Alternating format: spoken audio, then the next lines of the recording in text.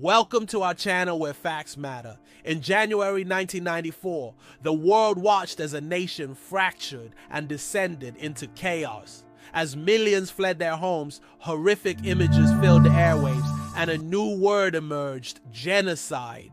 Today, we tell you about the 1994 Rwandan Genocide, but there's something many don't know. For 3 decades, this story has been used as a political tool, weaponized by those who seek to silence critics and maintain power.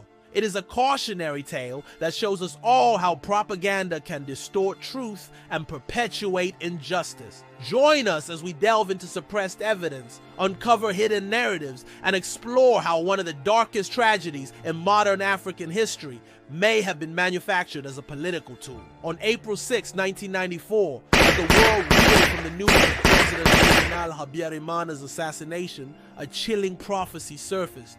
UN Commander Roméo Dallaire received a cryptic message via fax. He'd heard rumors of an impending attack, an extermination campaign targeting Tutsis, but the messenger was a ghost. Jean Pierre Turatsinze, a former employee of the president's office, had ties to both Hutu extremists and the rebel group.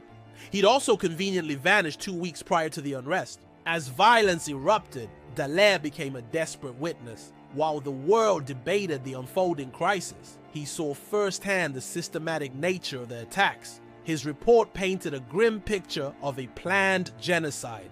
On April 11th, the Security Council passed Resolution 901, establishing a UN investigation into possible war crimes and crimes against humanity.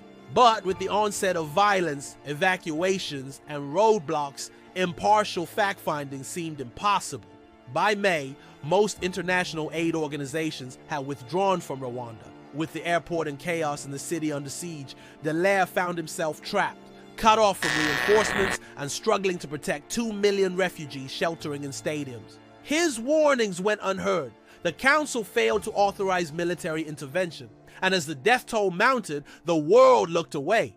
By July, the UN had abandoned its mission, and the world stood accused of genocide denial. But amidst the chaos, whispers of doubt began to emerge. Did the world really have 90 days to stop the killings? Was Dallaire's source credible? And why did he vanish before the bloodshed? When the dust settled, Rwanda would be left shattered. Over 800,000 people were dead. But the true story remained buried, suppressed for 3 decades until now. Fast forward to the present day. In 2006, the International Criminal Tribunal for Rwanda, or ICTR, sought to uncover the truth behind Turatsinze's claims. Could the killing fields of Rwanda have been avoided? Their findings were startling. Jean Pierre had ties to Hutu power extremists and the Interahamwe militia, yet he'd also been in contact with Kagame and the RPF, the rebel group that eventually seized power. But here's the twist. The very weapons he claimed were destined for genocide were actually meant for warfare against the backdrop of a civil war. Moreover, Turatsinze's own security was at risk from the Interahamwe. He wasn't some hapless victim waiting to be wiped out. He was a player in the unfolding drama with interests of his own. Now the court found him guilty of genocide denial and conspiracy. He remains at large, a ghost still haunting the halls of justice. But let's dig deeper. Let's confront the numbers that form the heart of this tragedy. According to official accounts, 800,000 people perished in the 1994 Rwandan genocide.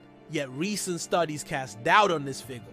We know that Tutsis made up just 14% of Rwanda's population in 1994, around 840,000 people. If 800,000 were killed, wouldn't that mean more than 100% of the Tutsi population was wiped out? This raises a troubling question.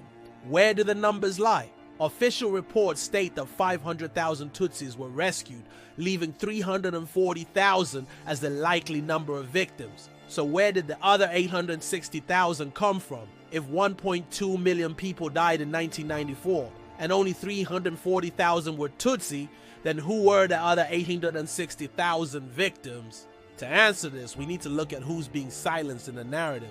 Much of the reporting on the Rwandan genocide focuses on the atrocities committed against Tutsis. However, recent investigations have shed light on another dark chapter, the killings of Hutus.